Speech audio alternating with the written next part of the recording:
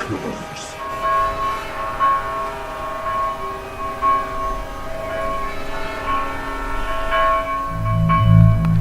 Here's other information just in from the correspondents traveling with the presidential party. It says President Kennedy apparently was shot in the head.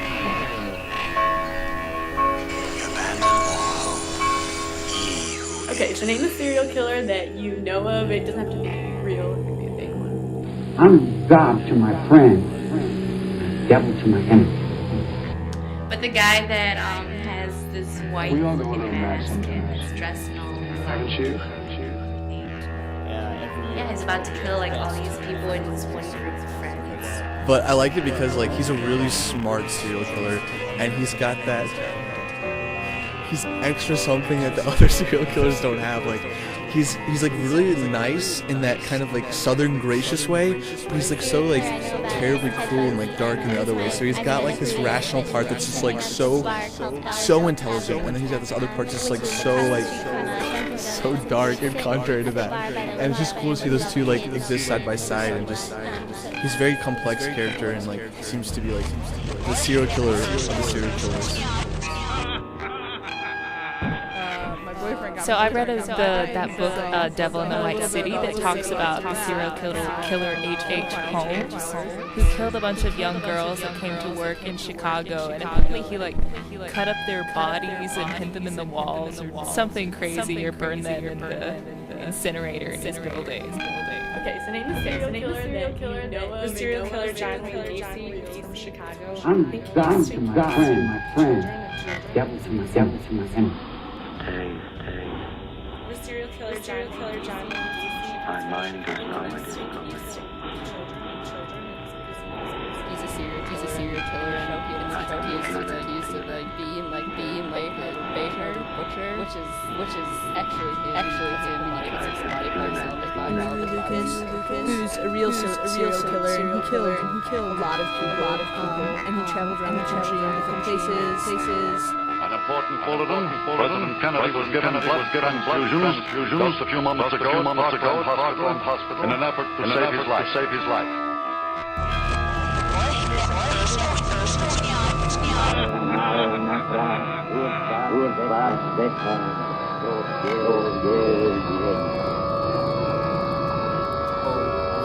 When I was in grade school, a good friend of mine was for Halloween a serial killer.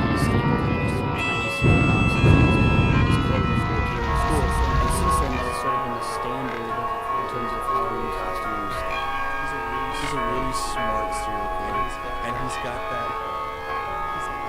extra something that the other serial killers don't have. Like, he's like really nice. I know who he is, but he's the bar called Alamo Tavern, which is across the street from Dunkin' Donuts, and he would sit at the bar by the window and look at all the kids.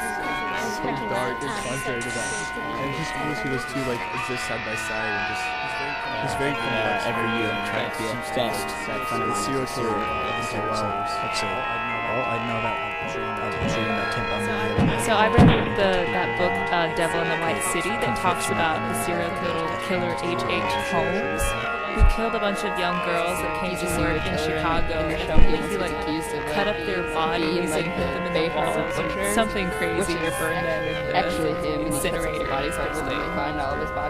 But the guy that has... When I was in grade school, a good friend of mine was for Halloween a serial killer. Yeah, he's about to kill like all these people. Tiny cereal boxes all over his clothing, and he came into school. And since then, that has sort of been the standard in terms of Halloween costumes.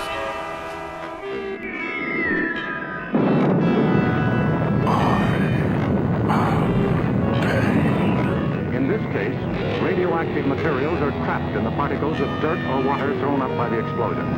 When these particles fall backward, they may be dangerous. So get indoors. My boyfriend got me hooked on Criminal Minds, so I know a little bit about serial killers from that and how they profile serial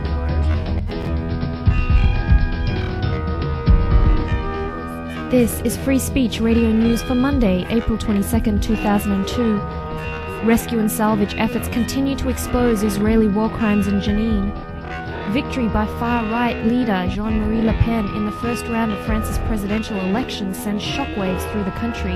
I think every immigrant people and other people who came from Africa, the only thing they want to do is to go back home. We'll have a report from the streets of DC, and the media comes under harsh criticism for its coverage of the Venezuelan political coup. But first, these news headlines.